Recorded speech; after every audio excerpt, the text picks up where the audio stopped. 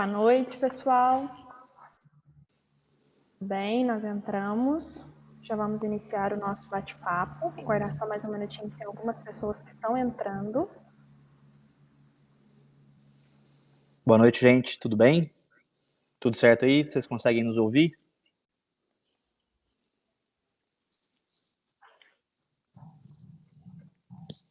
Acredito que sim. Vocês têm os comentários aí, tá, pessoal? Quem está entrando com a gente ao vivo, fique à vontade. Boa noite, Rafael.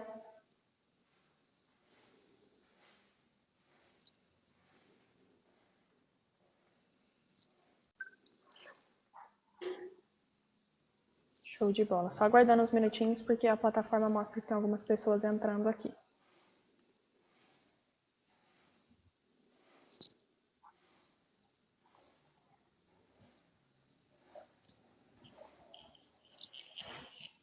Bom, pessoal, boa noite.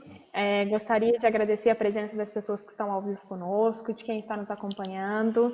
Nós já vamos dar início ao nosso bate-papo. Vou começar me apresentando, falando um pouco de mim, peço para que o Thiago se apresente e a gente já fala um pouco da nossa convidada especial de hoje para o nosso Papo 4.0. O Papo 4.0 é um programa nosso aqui do CESULEB, né? Nós temos programas como os podcasts, nosso programa no nosso espaço, e o Papo 4.0 é esse programa online, para esse momento que a gente vive agora, para falar um pouco de inovação, trazer pessoas relevantes, envolvendo todos os assuntos que envolvem um ecossistema de inovação, né? Para a gente falar um pouco desse mundo e trazer essa cultura, né? Meu nome é Emanuele, mais conhecida como Manu, já virei a Manu do CESULEB, sem problema nenhum que eu já adotei esse apelido. Trabalho aqui hoje no nosso espaço, cuidando da experiência do usuário, né? Trabalho na parte do UX Design e UX Strategy também, cuidando aí da parte da gestão, do nosso ambiente, junto com o Thiago, com o Felipe, com a Ana Gabriela, David, Wilson, Caio, que é o pessoal da nossa equipe. Aproveito para agradecer todo o nosso time, todo o pessoal envolvido aí que está nos bastidores conosco. E agora eu vou passar um pouquinho para o Thiago, para ele se apresentar, falar um pouco dele e a gente já traz a nossa convidada. É isso aí, gente. Meu nome é Thiago, como a Manu disse. Eu sou gerente de comunidade do CESULEB, então a minha função aqui é fazer as conexões entre essas empresas, entre as startups, entre a comunidade, os investidores, etc. Todo mundo que está ligado a esse ecossistema de inovação, né? E a proposta desse Papo 4.0 é justamente isso, trazer pessoas, né, aproximar as pessoas e principalmente as pessoas que são extremamente relevantes nesse contexto. Então, a gente já trouxe alguns profissionais para falar de vários assuntos que estão em volta, né, da inovação, como blockchain, investimentos, transformação digital. E hoje a gente traz a Guta, que é uma pessoa extremamente relevante e que contribui muito para o processo de inovação aqui no Brasil, e a gente quer apresentá-las para vocês. Seja bem-vinda, Guta. Guta, eu acho que o seu microfone está desativado. Deu? Isso. Deu certo. Uma alegria estar aqui com vocês, obrigada pelo convite. Fico aí à disposição para a gente compartilhar conhecimento e poder trazer um pouco da minha experiência para essa roda de conversa. Guta, é um prazer para a gente ter você aqui no nosso Papo 4.0, enriquecendo o nosso programa. Vou falar um pouquinho de você, me corrija se eu estiver errada. A Guta é um apelido carinhoso, né? O nome dela é Maria Augusta Orofino, que a gente apelidou todo mundo aí de Guta, escutamos falar por aí. Ela é palestrante e facilitadora de workshops empresariais em inovação, metodologias ágeis e business design think e liderança inovadora.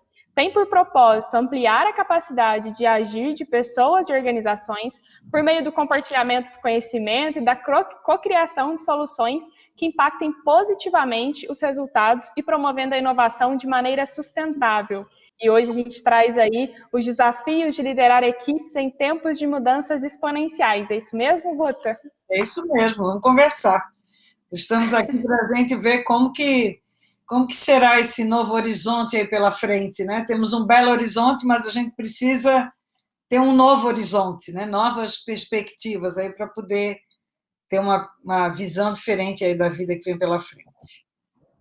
Exatamente. E já entrando aí nessa linha, né, já que você já deu a deixa, então já vamos começar aí com o nosso primeiro tópico de hoje. Eu, Thiago, a gente está bem ansioso para especular o máximo possível de você, para saber sobre suas visões.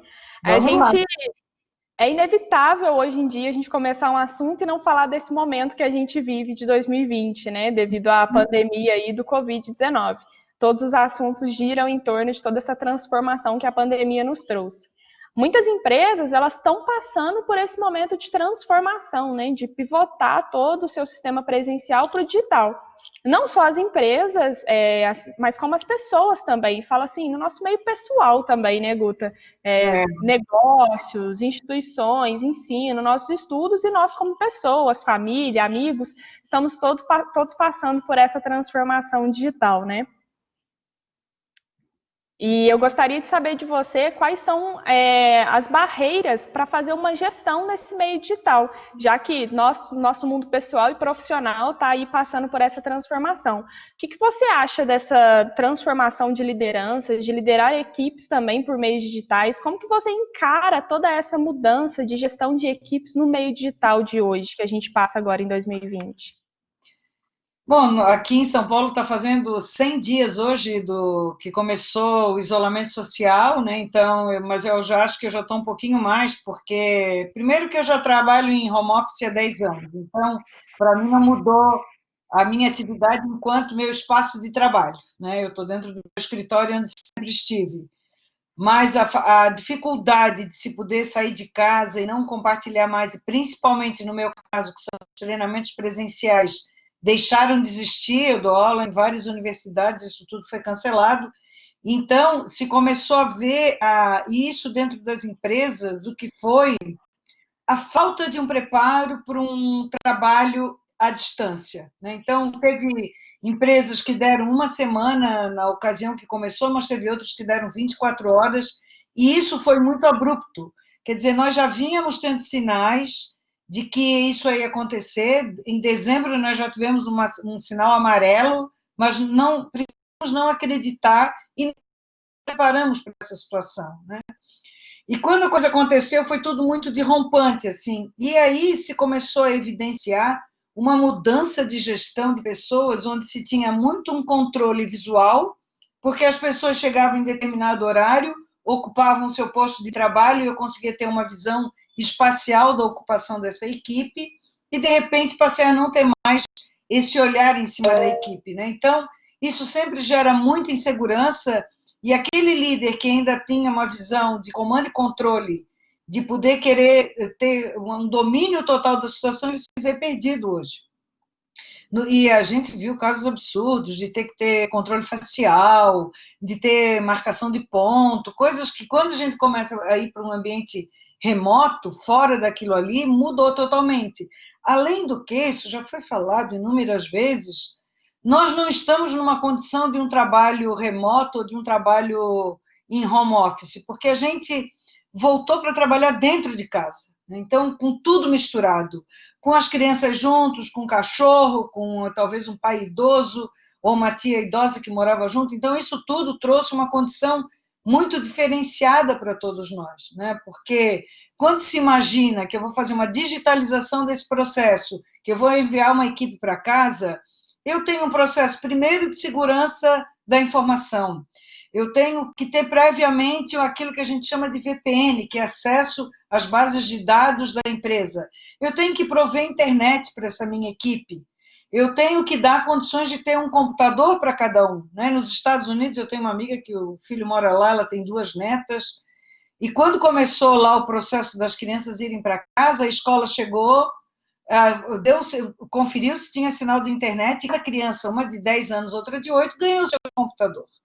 Quer dizer, aqui, o que nós começamos a ver é que não tinha nem computador para todo mundo dentro de casa, porque não se trabalhava dentro de casa. Então, as empresas tiveram que liberar cadeiras ergonômicas, tiveram que liberar computador. Como é que ficava o sinal da internet? Eu estou trabalhando para a empresa, o sinal da internet. Então, teve uma situação que nós não podemos dizer que isso é uma transformação digital, né? Ela foi um apelo emergencial da qual a conectividade digital teve que ser um imperativo, mas isso não é uma transformação digital. Então, para que isso aí possa acontecer ainda, nós vamos ter várias nuances e várias situações de amadurecimento, né, de configurações, inclusive de leis trabalhistas, que isso no Brasil é muito forte, de como é que isso vai ficar para frente, porque agora, a gente estava comentando, Manu, a gente está trabalhando aí 24/7, está todo mundo, a televisão fica dizendo que você fazer o que quando tem tempo livre. Eu não tenho tempo livre, eu só comprei mais livros agora pela Amazon que está me entregando num dia e aquilo só aumenta a minha angústia, porque eu não consigo fazer nada com aquilo ali. Então, o que nós temos que ver é que nós não temos uma condição de trabalho remoto, nós estamos trabalhando dentro de casa em condições adversas, né? Onde a gente não tem final de semana para relaxar, onde a gente não pode sair à vontade, e se tem que sair, volta em pânico, né? Deixa o sapato, deixa aquilo tudo. Então, é uma situação realmente atípica, da qual a gente vai ter que aprender para tirar daí lições e poder ver o que vai se fazer pela frente, né? Então, eu gosto de trazer essa diferença para que depois não fique dizendo, olha, digitalização do trabalho não funcionou, home office não funciona. Não, esquece o que a gente está vivendo agora, é uma situação totalmente fora de um contexto, né, do que pode acontecer, do que é o ideal, né? Então, eu acho que isso daí é o primeiro ponto que a gente tem que colocar. Só para informar o pessoal que está nos acompanhando aqui, antes da gente iniciar, a gente ficou aqui um tempo batendo um papo e nós estávamos falando exatamente disso. A Guta me disse, falei para ela que se ela estava trabalhando mais, ela me disse que estava trabalhando 24/7. A gente até brincou que é uma brincadeira nossa aqui também, né? Está todo mundo passando aí por esse processo. Isso aí, gente. Guta, eu queria te perguntar uma coisa. Você está falando aí dessas diferenças, né, entre o período pandêmico, né, e o cenário que a gente teria como comum. E aí a gente começa nesse processo de inovação, as organizações vão se modernizando um pouco mais, e aí esse perfil de liderança acaba mudando, né? E se esse perfil muda, a maneira de enxergar o recurso humano muda também, né? Antes se contratava mais pensando nas habilidades técnicas que as pessoas tinham, e hoje a gente começa a ver pessoas sendo contratadas pensando muito mais assim nas características que ela tem, como empatia, liderança, criatividade.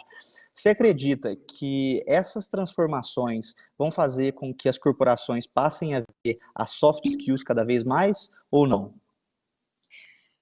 Nós já estamos vendo isso em outras situações, a própria Singularity já tem um job description, se é que a gente pode chamar isso assim, já de mais ou menos uns 4 anos, que falava que o que eles procuram são pessoas com capacidade de resolver problemas complexos, resiliência e criatividade. Não quer saber qual é o currículo, o que é que fez, o que é que não fez, né? Então, o que eu vejo e que nós vamos precisar desenvolver cada vez mais, sim, é essa condição de que nós temos que entender que nós estamos passando por uma mudança extremamente séria de era, onde aquela visão que tínhamos ainda, resquícios muito fortes de uma revolução industrial, da visão fordiana de controlar pessoas, tem que acabar. Né? Hoje nós não estamos mais em ambiente fabril, até porque hoje qualquer ambiente de fábrica quem faz são robôs, e tem mais é que deixar esse braçal para robô mesmo. Então eu já falei muito do futuro do trabalho, já dei muita palestra sobre isso, onde quando começou a trabalhar com processo de container no Porto de Santos, teve uma revolta no início do século XX, onde os estivadores se revoltaram porque aquele trabalho estava sendo totalmente automatizado. Imagine isso hoje, né? Não tem nem condições da gente imaginar pessoas carregando saco de açúcar nas costas para poder embarcar num navio, né? Hoje aquilo tudo é de um processo que não tem a mão humana ali, a não ser para controlar aquele grande guindaste, né?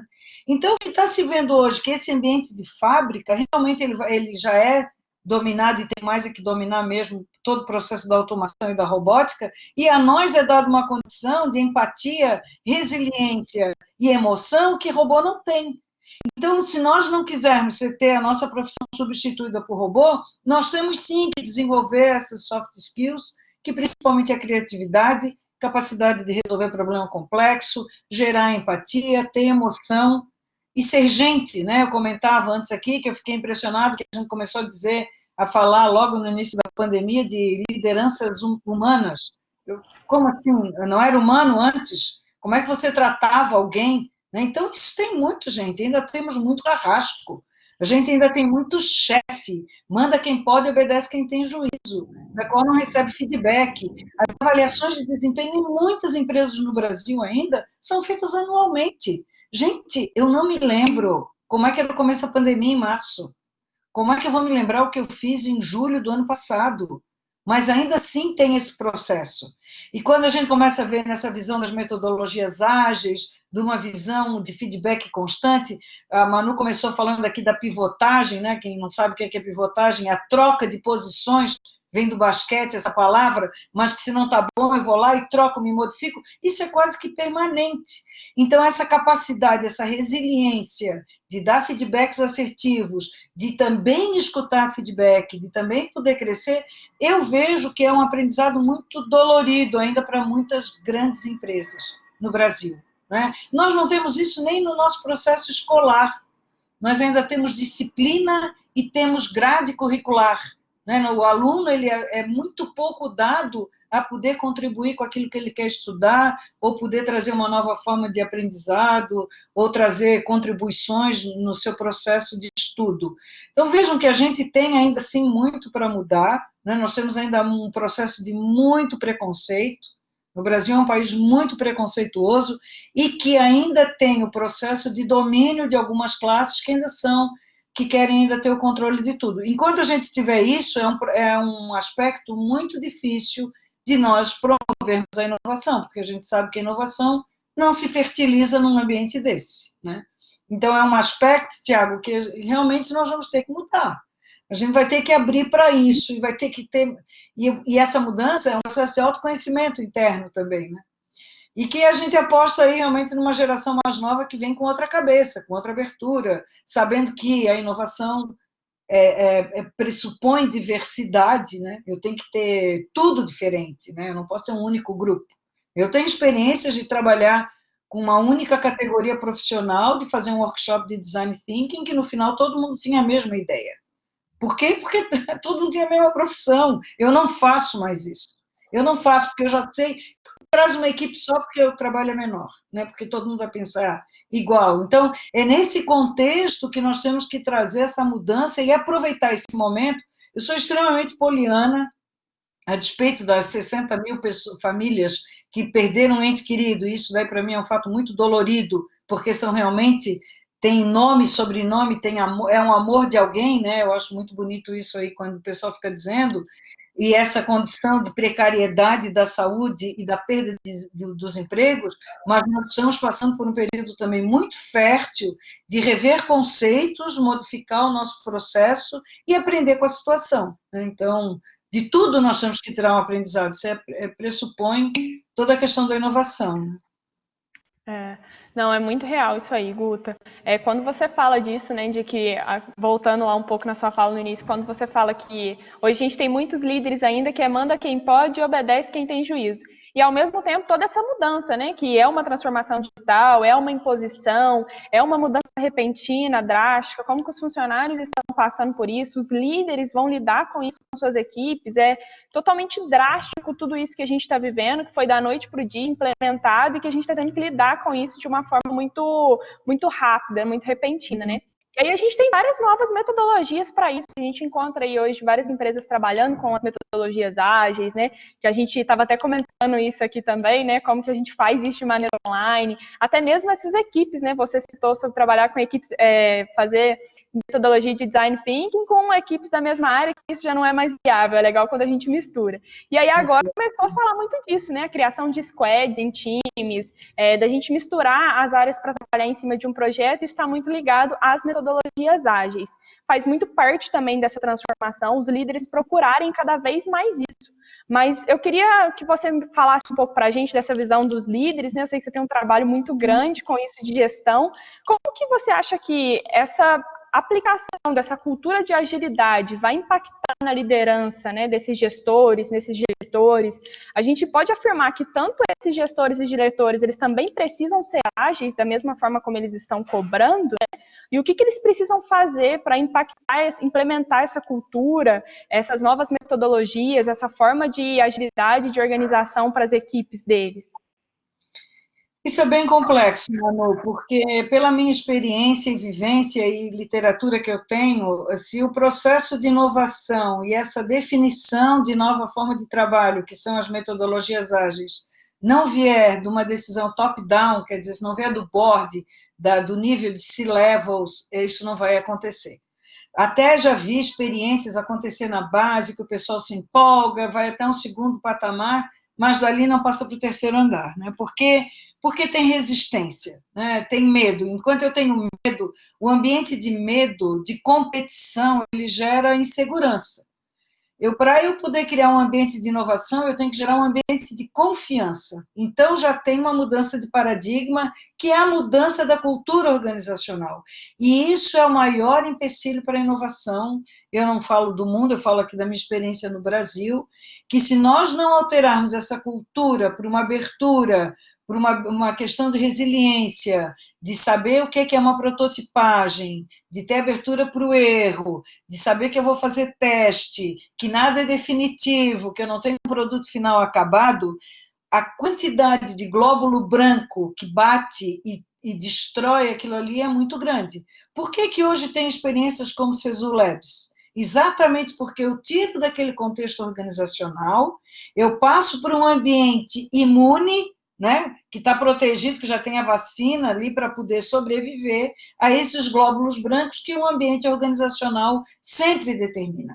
Desde o traje, da tatuagem, do piercing, do boné que não é aceito, do corte de cabelo, isso tudo tem casos aqui que eu conheço, eles começaram a trabalhar, tentaram levar o processo de startup para dentro da empresa, e quando chegou na recepção, o pessoal já nem subiu, porque estava todo mundo de bermuda, todo mundo de tênis, com boné cheio de tatuagem, disse, não pode entrar aqui assim, mas a gente veio trabalhar, não, mas eu não estou sabendo, você não está com o traje adequado. O que é que se faz? Se cria uma incubadora, se cria um laboratório apartado, para que aquilo ali possa se desenvolver, se dá uma condição de uma startup, um orçamento reduzido, para que eles possam realmente ter a visão do intraempreendedor e deixam trabalhar por conta e risco deles, né? Então, isso é uma coisa que a gente começa a ver que nós precisamos, realmente, uma empresa extremamente estabelecida. Quer ver um outro risco para a inovação, e que não adianta ter uma metodologia ágil, é a questão de eu comprometer o bônus de um diretor a um processo de ensaio e erro. Eu vou fazer um teste, isso vai comprometer o bônus? Desculpa, ele não vai à frente, ele não vai aprovar, porque ele disse, olha, eu tenho uma meta de ficar aqui 2 a 3 anos nessa empresa, por que eu vou comprometer o meu bônus? Deixa a coisa para o próximo, eu não quero isso. Então, por isso que cada vez mais os labs têm crescido e têm dado um espaço para que isso possa emergir sem um pré-julgamento, onde as ideias possam florescer naturalmente, onde as pessoas possam exercer o seu processo empreendedor e principalmente de uma forma muito rápida, porque se eu estou trabalhando na visão da linha startup e novos projetos hoje precisam acontecer nesse formato, eu vou aprender, eu vou produzir, vou aprender, vou testar, vou avaliar, vou tirar minha métrica, e assim tem aquele círculo virtuoso do Eric Ries, né? Então, é isso que a gente quer saber, de que maneira eu consigo hoje trazer para que não impeça ou não limite a capacidade criativa das pessoas. Imagina que para cada decisão de uma pivotagem no meu modelo de negócio, eu tenha que chegar em 3 níveis de liderança para ter aprovação. O concorrente já foi embora, já caducou. Né? Vocês sabem o que é isso. A gente vai para a rua, vai testar, vai voltar, volta, faz reunião em pé, e aquela agitação, aquela energia toda, mudou o protótipo, mudou o código, vamos de novo, lança de novo o app, vamos ver se vai funcionar. Não, tem reunião de diretoria só daqui a 15 dias. Cara, não tem como crescer. Então, por isso, nós precisamos sim de labs. Parabéns a Cesu, a essa experiência em Varginha, porque só nesse formato é que nós temos visto as questões realmente emergirem e crescerem, e aí depois, se funcionou, está testado, está ok, ele pode voltar para dentro da empresa, numa parte como uma outra empresa, com um novo CNPJ, ou dentro de um departamento. Quer ver um exemplo disso que está acontecendo aqui no Brasil? Foi a Next no Bradesco. O Bradesco quis criar um banco digital, toda a cultura do Bradesco não teria condições de ter aquilo ali, do traje, da roupa, né? Agora o Bradesco começou a liberar um pouco, mas antes nem liberava a camisa branca, o paletó, o terno, não podia ter barba. Tiago não poderia trabalhar lá, agora liberaram. Já não podia trabalhar com barba. sabe? Então, são critérios assim que, tudo bem, cada um tem o seu critério, mas isso atrapalha. Qual é o problema de eu ter uma baba e trabalhar com inovação? E aí se cria uma coisa à parte, cresce, evolui, agora está se decidindo o que é que vai se fazer, se cria um novo CNPJ, tudo, mas bacana, funcionou, deu certo, testou, agora se incorpora dentro da organização ou não, ou se vende, ou se faz outra coisa, né? Então, isso que eu acho que é o bacana da gente entender o que é trabalhar com essa visão do ágil e até onde a minha empresa tem espaço para isso, né? Porque se não tiver, e você quer muito fazer o projeto, sugere, então, para se instalar no Sesulab e trabalhar aí dentro e ter total autonomia para poder criar e crescer, né? É assim que funciona. A gente até comentou antes, né, quando a gente estava comentando aqui sobre aquelas metodologias que a gente fez no início, com algumas verticais, a gente falou bastante disso, tentou trabalhar com eles de uma forma mais lúdica no início, para que as pessoas entendessem isso, né, como saem projetos incríveis, mas que precisam do teste, né, que a gente precisa, aquilo não é findado porque saiu do nosso projeto aqui que vai funcionar daquela forma, a gente tem que ir para a rua, e aí voltamos no termo de pivotar, né, não deu certo aqui, arruma uma ponta, ajeita outra. É bem assim mesmo. É muito legal. E você falou na resposta anterior lá sobre esse perfil multidisciplinar, né? Todos os Sim. testes que a gente fez aqui com perfis multidisciplinares foram muito mais legais e muito mais, com Nossa. resultados muito mais efetivos, né? E a gente vê assim, até pelo nosso time aqui, onde a gente tem jornalista, administrador, arquiteto, designer, muita gente de várias áreas diferentes, e isso acaba somando muito. E aí essas metodologias aparecem de uma maneira mais rápida. E aí você me lembrou de uma coisa aqui que a gente recebeu no nosso podcast, o Maurício Manhãs. Eu até quero fazer um parênteses aqui para convidar todo mundo para ouvir o nosso podcast lá no Spotify, o Pode Mudar. E o Maurício falou muito sobre você, né? Ele é um grande amigo seu, não é isso? Além de Muito, ser amigo. além de ser um especialista em design de negócios, uma pessoa fantástica. E ele contou para a gente sobre uma metodologia muito legal que vocês trabalharam lá no começo, né? Não sei se você utiliza ainda, e eu queria que vocês falassem um pouquinho mais. E ela tem um nome muito marcante, que é a vaca rosa. É isso mesmo? Você pode falar para a gente sobre isso? Primeiro, sim, eu quero fazer uma parte aqui, agradecer todos os comentários que o Maurício fez a meu respeito. O Maurício é um irmão querido que eu adoro, ele é talvez hoje um dos maiores especialistas em design de serviço no mundo, né? Uma pessoa que saiu da Universidade Federal de Santa Catarina com seu doutorado e hoje está na SCAD, que é uma universidade na Geórgia, no sul dos Estados Unidos, e trazendo muito conhecimento, muita informação. Quem não conhece, siga-o, ele é contundente, ele adora os filósofos, ele é uma pessoa que estuda muito e uma daquelas cabeças privilegiadas que a gente tem de poder estar junto conosco, né? Então, o Maurício sempre me ensina muito e é aquele a quem eu recorro quando eu quero um assunto novo, né? E foi pelo Maurício que eu devo muito ao Maurício, porque eu comecei a trabalhar com inovação por conta dele. Eu estava na primeira aula que eu tinha, na minha primeira disciplina no mestrado, ele foi daquele meu amigo que sentou do meu lado, daí o professor manda fazer um trabalho do lado, ele estava ali do meu lado, e foi assim, e hoje realmente é uma pessoa muito especial. E numa ida, ele já tinha decidido que ia trabalhar design de serviço, numa época que ninguém sabia, ou service design, ninguém sabia o que era isso, para nós era uma abstração quando ele falava daquilo ali, mas ele insistia naquilo, ele explicava, mas ninguém entendia, mas ele não desistiu. Então, pessoal, quem está nos escutando, que tem uma ideia doida, mas acredita, continue, porque isso é que revoluciona o mundo, sabe? Ah, ninguém me entende, eu sou incompreendido. Não, mete a cara, vai em frente e siga esse exemplo que é muito bacana que aconteceu com o Maurício. Bom, o Maurício começou a participar de congressos e ele começou a pesquisar, só tinha na Alemanha e na Suécia, basicamente, com algumas experiências na Espanha. Ele se conectou a uma comunidade internacional ligada já ao design de serviço, ou service design, foi participar desse congresso e, quando voltou, trouxe para nós a questão do design thinking. E ninguém falava de design thinking no Brasil. Gente, com exceção do Luiz Alto e o Tênis Pinheiro, ninguém falava de design thinking. Depois chegou a Juliana e o Ricardo Rufo, que são hoje da Escola de Design Thinking em São Paulo, eles também tinham, mas a gente lá em Floripa, ninguém sabia o que era. Ora, eu já vinha de uma grande experiência em fazer eventos, porque eu tive uma empresa de organização de eventos por 15 anos antes de entrar no mestrado. Eu entrei no mestrado para fazer uma hackeei a minha carreira, eu queria mudar de área, eu disse, eu tenho que fazer uma coisa disruptiva, por isso que eu fui para o mestrado, já muito adulta, e, enfim, aí começamos, ele assim, Guta, vamos fazer um workshop de Design Thinking. A gente não sabia do que era, do que se tratava, começamos a estudar aquilo ali, e começamos a multiplicar isso para o Brasil.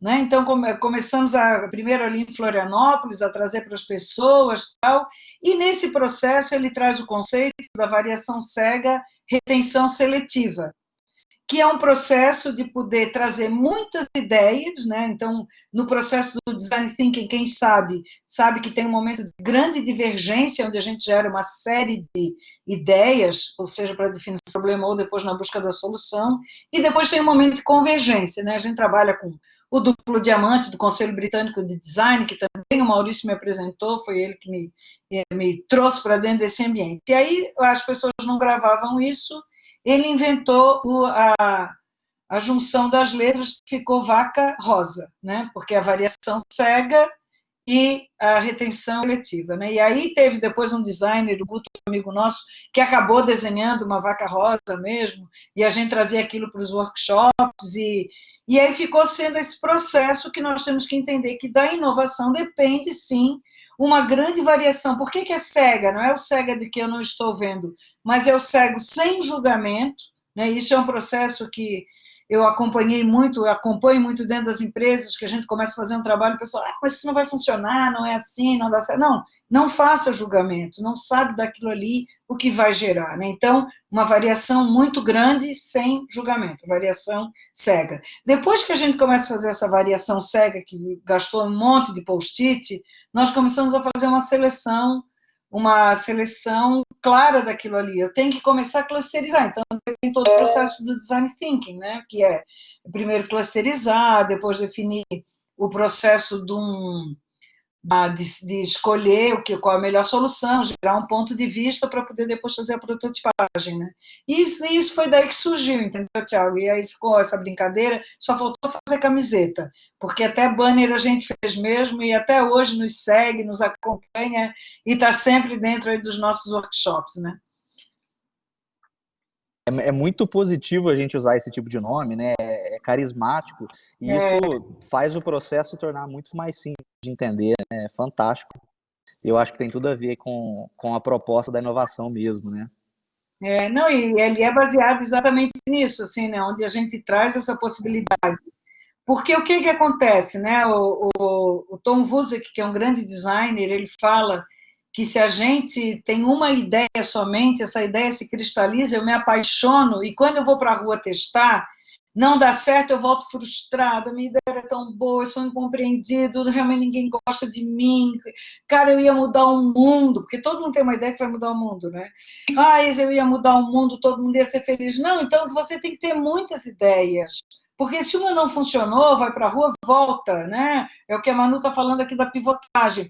Voltei, eu vou lá e mudo, eu me adapto, eu tenho que ser camaleônico no processo. Por quê? Porque quando o Tiago começou a nossa fala, ele disse, nós buscamos resolver o problema das pessoas, e nem sempre a sua solução resolve o problema de alguém, então não tem finalidade aquilo ali. Né? Cada vez mais eu digo que o inovador é um apaixonado por problema complexo.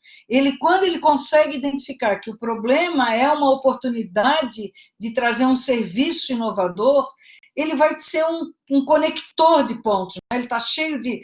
Quando tem o Covid, que tem aquelas anteninhas, a coroinha dele, né, que está sempre a se conectar, nós temos que ter exatamente isso também, esse radar sempre antenado, identificando onde é que eu vejo o problema, vendo quais são as capacidades técnicas que eu disponho. Se eu pudesse ver o meu modelo de negócio, seria observar quais são os recursos chaves que eu tenho e da qual eu posso ajudar esse contingente de pessoas. Né? Quem tem isso, gente, não tem tempo.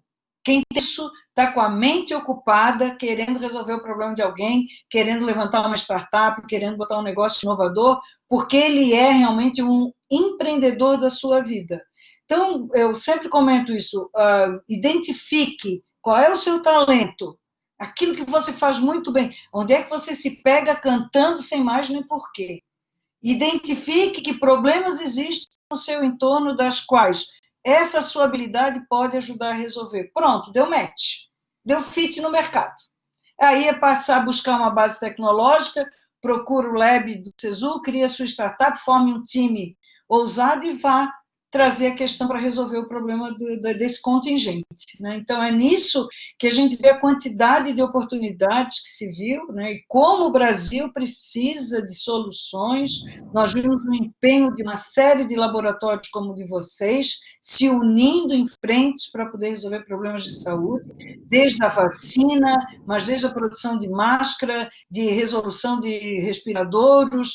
Quantos e quantos projetos surgiram e das quais, eu digo, não é porque vai acabar a pandemia que a gente precisa parar de fazer e delegar tudo para a China executar. Nós temos capacidade técnica de termos esses polos desenvolvidos aqui, estimulando essas soluções criativas que geram negócios lucrativos. Né?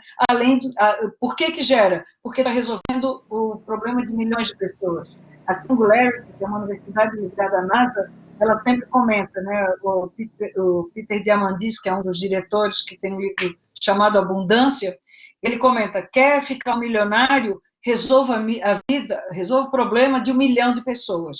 Quando você atingir esse contingente, você será esse milionário. Né? Então, tem muito aqui a fazer, nós temos muito apoio técnico hoje, precisamos de pessoas determinadas a executarem. É muito legal, Guta. E quando você fala disso, da gente ser apaixonado pelo problema, a gente sempre fala muito isso aqui no Lab, né?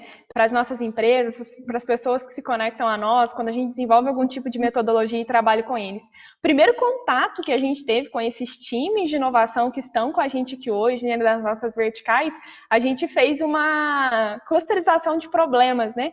A gente aí provocou eles a pensar nos problemas, tanto interno quanto externo, para eles já começarem a engajar no problema. Logo em seguida, nós trabalhamos durante uma semana em cima das ideias. E é muito legal a gente ver como eles já começam a pular, né? E aí a gente consegue mostrar certinho a importância dessas metodologias de design thinking, de passar por passo a passo, para a gente entender que a ideia, ela é só uma fase. A ideia, ela tá assim, ela é 10 centavos ali, né? De todo o montante. Ela não é nada. A gente coloca ela na mesa, ela é pequena. A ideia não vale nada, uma ideia não é copiável. Então, tem gente que diz, eu quero que assine um NDA. Cara, ninguém copia. O que leva uma ideia, por que tem tantos projetos? O que leva a ideia é a visão do empreendedor, da empreendedora, a sua capacidade de obstinação, de chegar nesse grupo de pessoas que precisam, fazer os ajustes necessários no seu modelo de negócio e trazer, e perseverar naquilo ali, né? Porque se eu não persevero, se eu não vou para a rua, se eu não testo, se eu fico só achando que eu já sei tudo, não vai funcionar. Daí realmente não funciona, né? Mas quando a gente segue ali o by the book e segue o exemplo de quem já foi e já conseguiu, a coisa funciona. Dá trabalho, viu, gente? Não é milagre. Não é milagre. E é legal quando a gente acaba batendo a cabeça na parede também, né? Eu contei isso pro pessoal aqui, a primeira vez que eu participei de um Design Thinking, eu fiquei extremamente apaixonada pela minha ideia, e eu, assim, dei murro em ponta de faca, falei, não, eu vou fazer a minha ideia valer, e eu vou mostrar para vocês como ela funciona. Na hora que eu cheguei no protótipo, eu falei, meu Deus, a minha ideia já existe. Era uma ideia, assim, que eu estava transformando em algo que já está no mercado, muito bem consolidado, e que já é super aceito, e eu estava transformando todo o nosso problema em uma ideia que já está no mercado e que não resolvia o problema real, né, daquele case nosso. Aí eu falei, não, realmente, a gente tem que amar o problema, porque eu gastei uma semana em uma ideia que já existe. Mas entrando ainda nesse assunto, né, como eu te disse, a gente trabalha aí com esses times de inovação e fazemos esse processo com eles. E aí eu queria entender, né, um pouco da sua visão em relação a essas inovações na prática, né? Quando a gente tira isso do lúdico e traz para o real. A gente tenta trabalhar da maneira mais real possível com esses times e com essas empresas, de trazer realmente os problemas deles de dentro, para que eles trabalhem na mão na massa ali, né? Entendam o processo já com um problema real em mãos, para ter ali a solução. E como você mesmo já disse, a dificuldade é muito grande quando a gente leva isso para dentro da empresa, então a gente traz para o Lab para ficar um pouco mais fácil, para ficar um pouco mais solto, trabalhar em cima desses problemas. Como que você enxerga, Guta, essas empresas que elas querem mudar, elas querem inovar, mas não sabem como, e até mesmo como que a inovação ela pode auxiliar nesse processo dessas mudanças, né, dessas mudanças rápidas, da visão dos líderes, dos funcionários, dos colaboradores, essas empresas que querem, mas não conseguem, ou como essas metodologias podem auxiliar nesse processo, né, de mudança, de cultura do erro, de aceitação, prototipação, MVP. Então, é um processo, né? Primeiro, assim, é uma decisão que ela tem que estar dentro de um planejamento da organização. Se eu estou considerando, aí é que está. Tem dois momentos. Ou eu quero criar um negócio para mim, eu vou criar uma startup, então eu começo do zero e vou fazendo, vou até conseguir um investidor, primeiro uma incubadora que me dê apoio, onde eu vou crescer, e depois eu vou atrás de investidores, isso é uma realidade, está cheio de exemplo aí. Mas também tem a situação das empresas que já têm hoje consolidado o seu papel no mercado, né? A inovação sempre aconteceu, né? Tecnologias inovadoras. Eu tenho um irmão que é bem avessa à tecnologia, ele brinca muito comigo e ele estava dizendo assim: a tecnologia que mais eu gosto é o meu café da manhã. O pão surgiu nos 7.000 anos antes de Cristo, a manteiga 5.000 anos, e está até hoje na tua mesa. Então, é uma grande tecnologia que se repete. Então, o que nós temos que entender, pessoal, é que a inovação não é coisa de agora, né? Tem um livro muito bom chamado De Onde Vêm as Boas Ideias, do Steve Johnson, que ele fala de todos os processos na humanidade que já aconteceu de inovação. Então, a inovação, nós estamos aqui hoje porque já tem uma turma que veio precedente a nós e que vem fazendo mudança, né? Já saímos da carroça, já fomos para o carro. Imagina o que foi a mudança quando se tinha um problema em Nova York e em Londres, que era o excesso de esterco de cavalo, e aí as pessoas estavam começando a estudar tecnologia para poder eliminar o esterco de cavalo, e vem Ford e cria um carro popular. Então, assim, são questões que são disruptivas, que mudam a nossa forma de pensar. Então, a primeira coisa que eu acho, quando a gente fala de inovação, não é coisa de agora. O que é coisa de agora? É aquilo que a gente chama da lei de Moore, que é quando ele preconizou, ele era um diretor da Intel, que comentou que a tecnologia dobraria sobre si a cada 2 anos. E o que a gente fala de tecnologias exponenciais? É exatamente isso. Enquanto eu tinha 10 zeros na esquerda, 1, eu passava para o 2, não fazia diferente. Agora, é a mesma coisa, curva exponencial, gente, o desenrolar da Covid. Quando começou a Covid, os meus alunos diziam assim: nossa, Guta, essa pandemia já começou como uma startup. Ela tem padrão de startup. Quer saber o que é exponencial? É exatamente o movimento da Covid. Eu contamino 1, que contamina 2, que contamina 4, que contamina 8. Isso é ser exponencial. E é isso que vem acontecendo com a nossa tecnologia. Então, aquilo que antes demorava, lá na década de 70, 80, que começou, o computador já é de 1940. Quando começou, e aí era tudo muito lento, muito caro, né? Quando se começa a vir cada vez mais, a tecnologia vai dobrando sobre si. Então, aquilo ali que já sai de 64, já vai para 156 no dia seguinte, é mais ou menos o que vem acontecendo. Então, essa dinâmica tem sido muito rápida e é o que a gente tem que acompanhar e poder entender que também vai mudar dentro das empresas, mas inovação sempre existiu. Era talvez observada sobre um outro aspecto, porque nós tínhamos um departamento de pesquisa e de desenvolvimento extremamente fechados, onde tínhamos aquilo que a gente falava da inovação, que não era uma inovação aberta, que era uma inovação fechada. Tudo era acontecido dentro de casa, ninguém compartilhava com ninguém, e aquele dia do deslumbre se falava para depois de 2 anos, 3 anos, se lançava aquele produto. Hoje, nós estamos trabalhando com o conceito da inovação aberta. O que é inovação aberta? Eu patrocino o Cesu Labs, que vai ter 10, 20 startups, e aquela que melhor trouxer a solução para o meu negócio, eu vou lá e aporto um capital para que ela possa desenvolver, e tem 2 processos: ou eu vou investir nessa startup, vou ser sócio, ou eu vou ser o primeiro comprador dela. Qual é a startup que não quer uma grande empresa comprando seu serviço? para ainda mais para poder botar no portfólio, é tudo que a gente quer. Então, vejam, a gente hoje tem mecanismos por conta dessa tecnologia e que me permite estar em Varginha hoje falando com vocês, porque a gente tem os canais extremamente fáceis. Antes, e não é muito tempo, em 1980, se eu quisesse fazer uma palestra, eu tinha que me dirigir a alugar um auditório da Embratel, pagava-se uma fortuna, a Embratel colocaria em outro auditório um retransmissor daquela minha fala, e eu poderia dar uma palestra a longa distância, pagando fortunas por aquilo ali. O que vem acontecendo exponencialmente? Na medida em que essa tecnologia dobra, o preço também cai. Por isso que a gente fala que está vivendo uma era de muita abundância, porque está extremamente mais barato. Temos situações de convergência muito favoráveis, que foi quando a Amazon cria a Amazon Web Service, que joga na nuvem a possibilidade de nós termos um servidor que a gente nem sabe de tão barato que é, quanto que paga. Antes, um servidor era um prédio de 10 andares, para poder dar conta do que nós temos hoje instalado dentro de casa. Possível de ter. Então, vejam, gente, essa tecnologia crescendo exponencialmente está nos dando condições de a gente ter a vida mais em conta, nos permitem ter hoje, junto com o Amazon Web Service, tem sempre o futuro adjacente, sempre tem uma coisa que favorece, nunca é um fato isolado. Chega, está fazendo em 2007, que é lançado o iPhone, com uma mudança radical. Foi o primeiro protótipo, ele não tinha a Apple Store na primeira versão, depois surge a Apple Store com a possibilidade de todos nós criarmos os apps que queremos criar, de uma forma muito econômica.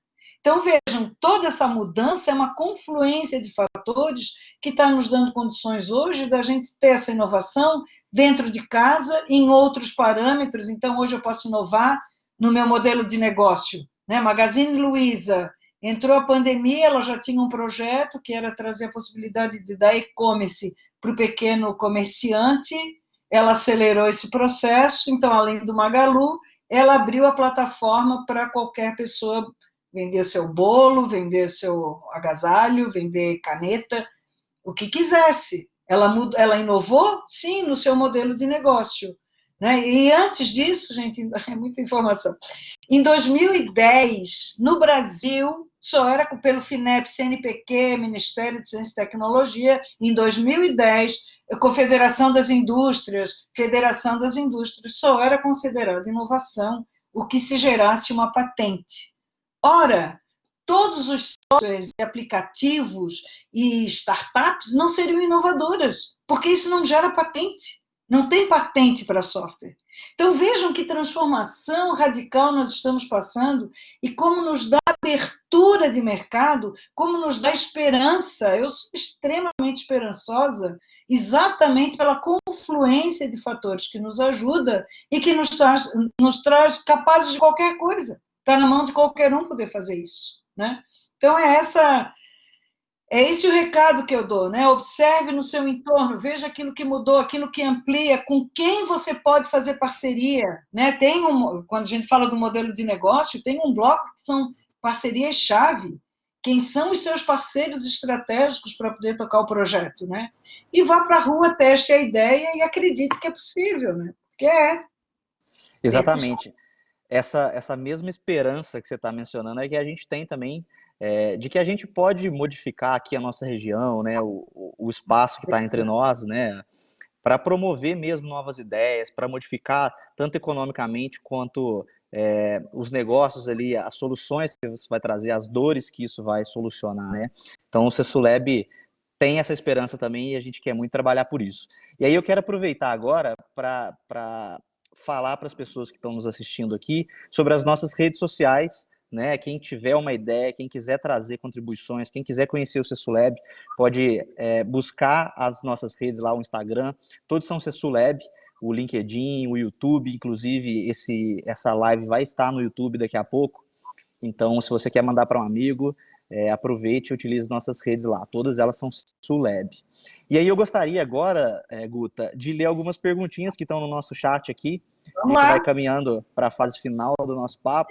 Mas antes de ler aqui as nossas perguntas, eu queria ler um comentário do Antônio, que ele disse o seguinte: não tenho perguntas, só quero ser amigo da Guta. Que inspiração, tô ligado aqui. Parabéns, gente. Gratidão, querido. Seja amigo. Além de amigo, eu sou mãe de um monte de gente. Pode chegar que tem sempre espaço. Fantástico. Eu já A me primeira, adotei aí como filha, né, Guta? Fico ali conversando, trocando A minha ideia. filha disse, olha, mãe, não tem nenhum pouco de ciúme. Teve um grupo aqui de alunos meus que criou um grupo, eles queriam resgatar agora, chamado Os Filhos da Guta. Eu digo, pode vir que tem espaço. muito bom. Vamos chamar o Antônio para participar aí junto desse Ah, grupo, junto então, com a gente. não, é bacana isso, eu fico muito emocionada. Guta, a primeira pergunta é da Ana Gabriela Abreu. Ela diz o seguinte: você acha que haverá uma modificação quando voltarmos a trabalhar nas sedes das empresas? Bom, primeiro, a primeira questão que eu pergunto assim é que conforme o tipo de trabalho não vai voltar todo mundo junto. Eu já estou eu sou muito otimista, eu já estou me posicionando que acredito que até dezembro, enquanto não tivermos uma vacina, a gente não vai ter garantia de como que vai recrudescer, ir ou voltar, né? Então, sim, vai ter mudança física, eu acredito, mas eu vou me basear aqui parafraseando Domênico De Masi, que está com uma entrevista ótima, eu acho que foi em abril, logo que ele fez, logo que começou esse processo, que ele dizia que esse tempo não é suficiente para um adulto mudar. Então, eu vejo que não foi dor suficiente para ter mudança, entendeu? Ainda a gente está muito preocupado, não só não tem nas empresas a preocupação maior é só o lucro, mas tem gente, voltou agora em cidades como Paris, Londres, filas em lojas de alto luxo para comprar bolsas, que eu não vou dar o gosto aqui de dizer a marca, mas para que precisa, né? E abriu aqui em São Paulo, daí fez uma entrevista, eu estou aqui no shopping porque a minha filha precisava de um lacinho para o cabelo, sabe? Então eu vejo que tem gente que não assimilou o processo. E infelizmente eu não vejo mudança. Eu infelizmente não vejo mudança. Acho que as empresas que optarem em continuar trabalhando pelo home office, elas vão ver que elas estão economizando, então não vai ser um processo humanitário, mas vai ser um processo econômico, porque é evidente que está sendo mais em conta para as empresas. Voltando a um consumo normal, quanto que não se... Tem já situações aqui em São Paulo, sedes de 10 prédios de 10 andares, que tem gente já devolvendo e dizendo que vai continuar em casa, né? Então, eu vejo que talvez seja esse modelo híbrido, tem muitas pessoas que estão angustiadas para voltar com saudade do convívio, do almoço com alguém, então eu acho que isso daí vai ser dada essa oportunidade, mas vai ser aquilo que vai ser mais econômico e mais viável, né? E as pessoas vão ter que se adaptar nessa condição. Eu espero que eu imaginava uma situação ideal, Tiago, assim, de ter aqui em São Paulo, que tinha pessoas que viajam 2 horas e meia, mas que tivessem bolsões de coworking, sabe? Cesu Labs, assim, separados, as pessoas pudessem chegar ali, ter o convívio, ter o grupo, mas não precisava dirigir 2 horas para chegar, entendeu? Então, tivéssemos, assim, bolsões pela cidade, que a pessoa pudesse sair da sua casa, ir até aquilo ali, trabalharia remotamente com o grupo, mas eu não tenho que me deslocar para o outro lado da cidade. Então, esse seria show, entendeu? Porque daí a gente estaria em convívio, estaria perto de casa, poderia ir a pé, de bike.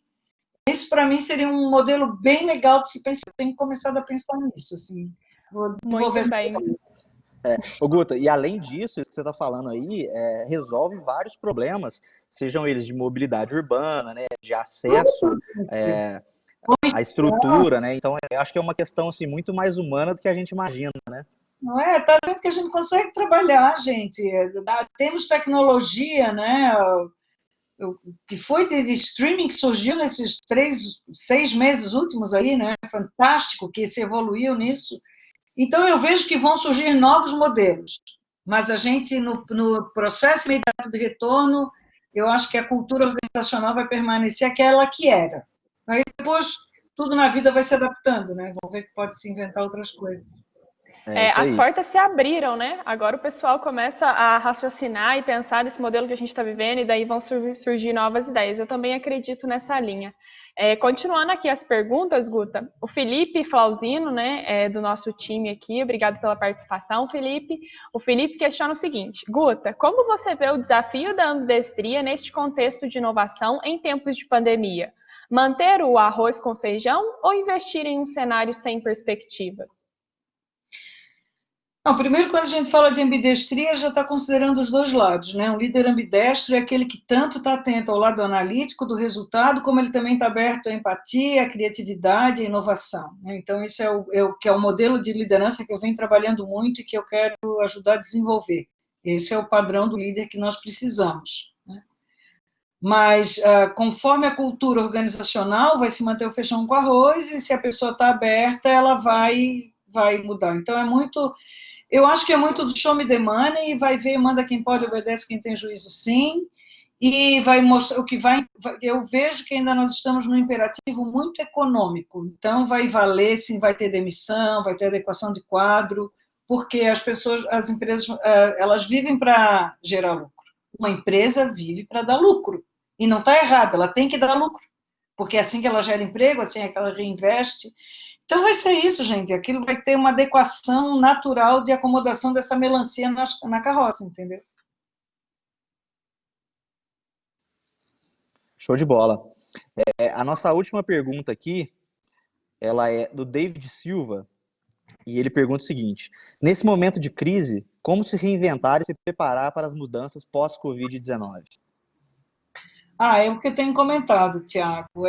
Primeiro verificar se aquilo que você está fazendo dá satisfação. Eu acho que nós não temos tempo quando se tem consciência de fazer coisas que a gente não ama fazer. Sabe, eu acho que trazer a visão qualitativa da vida, conseguir transformar aquilo que você faz em pura paixão e ainda conseguir ter a sua remuneração, é o melhor dos mundos, né? Eu tenho essa felicidade na vida, que consegui e faço isso por puro prazer e alegria e, consequentemente, eu tenho a minha remuneração. Então, primeiro ponto, vou repetir aquilo que eu já falei aqui, onde é que você se pega cantando sem mais nem porquê? Aprenda a chutar o pau da barraca, botar o pé na jaca, chutar o chefe e ir embora atrás do seu sonho. Porque isso sim nós temos que aprender a fazer, e ainda mais que vocês são jovens, que têm tempo e que têm possibilidade, sigam o seu sonho. Vejam a partir daquilo que vocês podem fazer, daquilo que vocês têm habilidade, que problema você consegue resolver.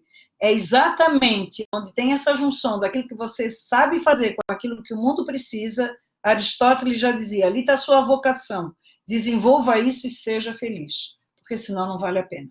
Esse é o recado que eu dou.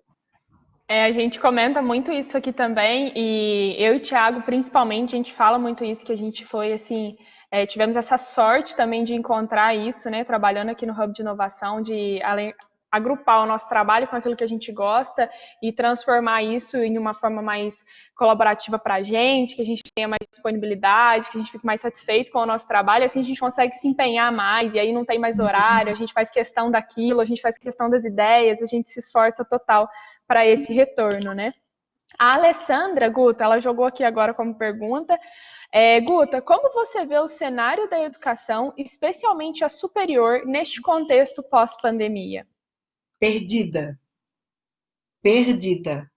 A educação superior está perdida, ela sabe que vai passar 6 meses agora tendo que botar metade do contingente, o ensino, quando ele é pago, não está pagando a conta, o ensino público não estava preparado para ter ensino à distância, então teve muitos cursos aí que ficaram à deriva, sem aula, e o que eu vejo, assim, é um setor que precisa se inovar, que precisa se modificar, que tem que trazer esse contexto hoje do learning by doing, né, aprender fazendo, do walking the talk, tem que deixar de exigir essa questão de prova, de exigência de fazer... Tem coisa que eu não entendo como é que é, sabe? Trazer para um lado prático da questão, estudar outras atividades e, principalmente, que é dar condições de a gente ter o aprendizado ao longo da vida. Né? Então, realmente é um setor que quem está aí com as edtechs tem um grande espaço para poder propor soluções para o ensino superior no Brasil. É um campo que precisa de inovação. Hashtag fica a dica, tragam novas formas do aprendizado, porque do jeito que está, galera, não dá para continuar.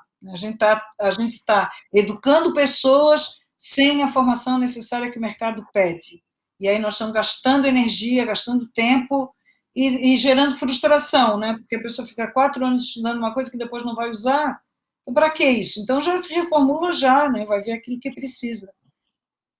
Nós temos aqui no nosso lab, Guta, uma vertical da educação, né? E a gente tem um time já dentro da empresa, que é o Grupo Unis, né? Que é uma fundação, um time de inovação que já está trabalhando e traz sempre essas discussões também, né? Muito bom. Antes da gente encerrar e passar para os nossos agradecimentos da sua participação, eu queria pegar aí um gancho na fala do David, né, na pergunta e na sua resposta para ele, da gente encontrar na nossa profissão aquilo que a gente gosta, que brilha os nossos olhos e que a gente vai conseguir aprofundar de uma forma mais leve.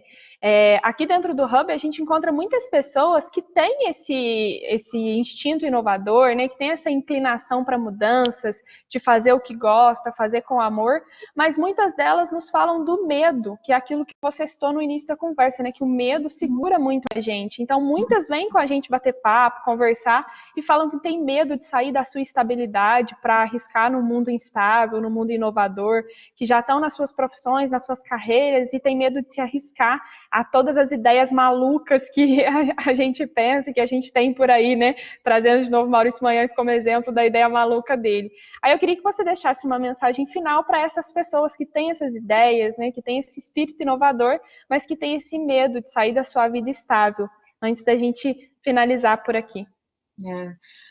Quando eu era criança, a casa da minha avó tinha um porão muito escuro, mas tinha uma grande biblioteca lá embaixo. Eu adorava os livros, e quando eu queria descer, eu falava para uma tia minha que eu tinha medo, ela dizia: medo é um sentimento inferior que devemos combater. Gente, eu nunca esqueci, porque eu ia com medo mesmo para pegar, saber onde é que tinha 5, 6 anos de idade. Eu me lembro onde é que eu aprendi a acender a luz, pegar o livro e subia correndo aquela escada. Então, mas brincadeira à parte, eu sempre tenho isso na minha vida. Mas o que eu falo para quem tem uma profissão estável e quer mudar, faça uma negociação com você. Comece a utilizar seu horário noturno, seu horário de final de semana, agregue-se a um time e vá fazendo uma mudança paralela. Não sai chutando tudo, porque se precisa realmente ter o seu ganha-pão, a sua estabilidade, porque não adianta a gente ficar também sem um ganho. Então, nesses casos, eu digo, integre-se a um time e comece a fazer no paralelo, faça um projeto seu e vá levando aquilo ali, até que aquilo ali depois vai precisar 2 anos de muita dedicação, porque vai ser uma hora extra mesmo, vai varar a noite, vai perder final de semana, mas depois você vai ter condições de analisar se aquilo ali vingou, deu certo, você pode fazer a transição e fazer até, talvez, trabalhar a part-time na sua empresa atual e aí mudando gradativamente. Então, essa é a orientação que eu dou. Dedique-se, crie o projeto, busque um time bacana e vai fazendo a transição gradativamente, né? E aí isso funciona. Já vi várias pessoas fazerem isso, que chega no momento que equalizou, você vai botar na balança, daí consegue sair. Mas não desista da ideia. Perfeito, Guta. Foi assim uma aula incrível para a gente. Um conteúdo super profundo e inspirador. Tenho certeza que todo mundo vai sair daqui com uma mentalidade um pouquinho diferente. E isso é fantástico, né? Para a gente encerrar aqui, eu gostaria de agradecer todo mundo que está aqui. Eu estou vendo aqui no chat, tem algumas pessoas que estão diretamente ligadas com a gente. Eu queria mandar um abraço especial para essas pessoas que estão aqui, como, por exemplo, a Priscila e a Ellen, que são da vertical de tecnologia, da diretriz, o Otávio, da nossa vertical de mobilidade urbana, com o Porto Seco. A gente tem aqui o Silvio, que trabalha aqui com a gente no coworking. Então, é muito legal ver que a gente está fazendo alguma coisa aqui pela nossa região, né, pelos nossos negócios, e contar com a Guta aqui para nos ajudar é fantástico, né? Então, gente, muito obrigado pela presença, muito obrigado, Guta, foi um prazer. Valeu, Manu. Vocês podem me chamar sempre que eu venho. Então agora a gente quer te convidar para vir presencialmente. Tem muito assunto para a gente falar. É isso aí. Agora a próxima vai ser presencialmente, depois que passar a pandemia. E você está convidado para vir aqui tomar um café, comer um pão de queijo com a gente, beleza? Com certeza irei. Pode contar que eu vou. Um abraço grande, pessoal, para vocês. Muito obrigada mais uma vez, tá? Obrigada pela sua atenção, pelo seu carinho e cuidado com a gente. Tá todo mundo encantado com você aqui. Espero que você venha mesmo para a gente tomar um café quentinho, um pão de queijo, a gente bater um papo, porque eu tenho certeza que tem muita ideia maluca para sair da nossa cabeça juntos aqui. Vamos fazer um hackathon no final de semana para a gente agitar a Varginha. A gente vai sapatear muito aí nesse espaço. Valeu, Muito gente. obrigada, Guta. Espero vocês. Valeu, gente. Até mais. Muito obrigado. Um abraço. Tchau, tchau, pessoal. Até mais.